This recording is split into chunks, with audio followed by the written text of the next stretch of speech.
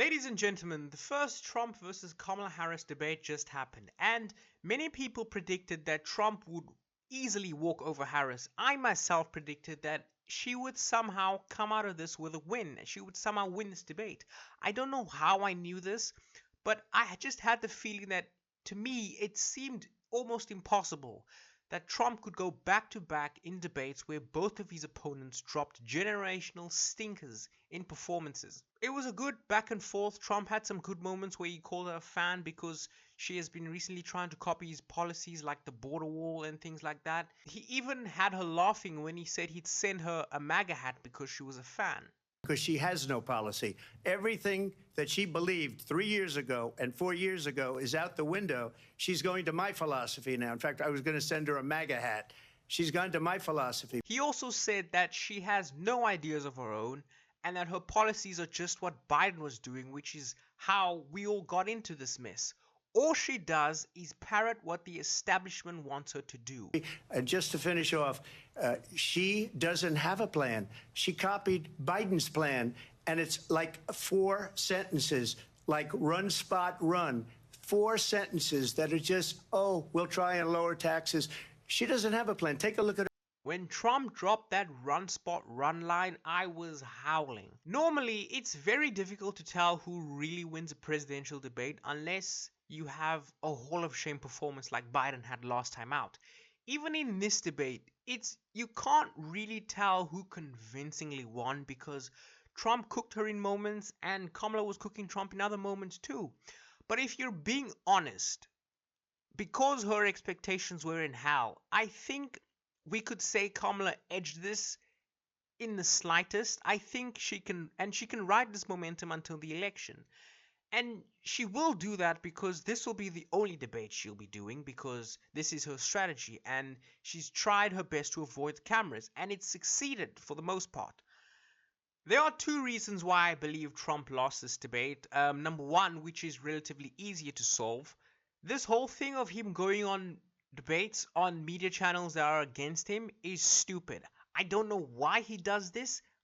I don't know why he goes on these platforms. It's clearly unfair. I also don't like the fact that the moderators were only fact-checking Trump, but not doing the same fact checks for Harris. Not once did they fact-check her. They let her sound off on the classic Democrat tropes that Trump said there were very fine people at the Charlottesville riots, or that he said that there would be a bloodbath if he lost the election, or that he promises that he'd be a dictator if he becomes president again, or the fact that he supports Project 2025.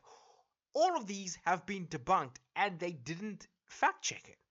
And also, this David guy that was moderating kept adding his own editorial notes and opinions of what the candidates were saying. He was clearly doing too much. In the first 20 minutes, Trump was ahead. Harris was struggling. She was behind. When the moderators were just letting them both debate and say what they had to say, they realized that it wasn't going well for her, and then they decided to step in and help her out. The only way for this clear bias to be remedied is that each team has to elect their own moderator, one each, because this 3v1 that we saw was appalling. Number 2, Trump was extremely clumsy in this debate. There were many times where he could have curb stomped and ended this whole thing early. There were so many openings. For instance, the first question went along the lines of, are American people better off in the economy under Trump's administration or the current one? Kamala's answer was just waffling for 2 minutes trying to find some coherent answer. His answer should have been, of course the economy is not better off. Everyone knows this. You've done an awful job. The economy is terrible and you couldn't control inflation.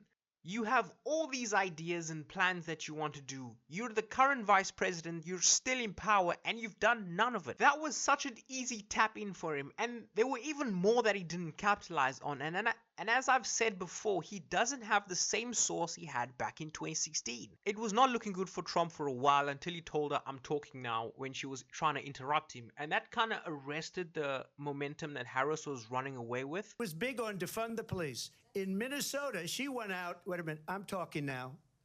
If you don't mind, please. Does that sound familiar?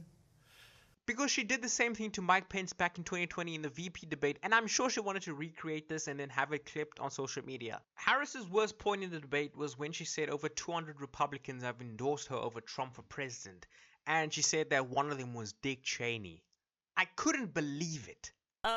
You know, this is, I think, one of the reasons why in this election I actually have the endorsement of 200 Republicans who have formerly worked with President Bush, Mitt Romney, and John McCain, including the endorsement of former Vice President Dick Cheney and Congress member Liz Cheney. And if you want to really know the inside track on who the former president is, if he didn't make it clear already. I couldn't believe it.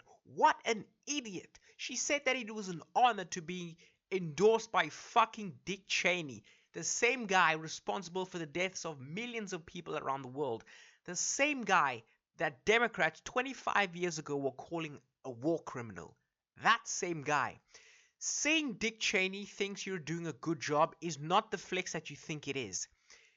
If you think Dick Cheney is an honorable guy, that tells me everything I need to know about you. And finally, my favorite part, which was the funniest part, was when Trump said Biden secretly hates Harris.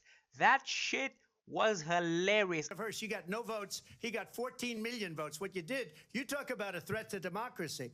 He got 14 million votes, and they threw him out of office. And you know what? I'll give you a little secret. He hates her. He can't stand her.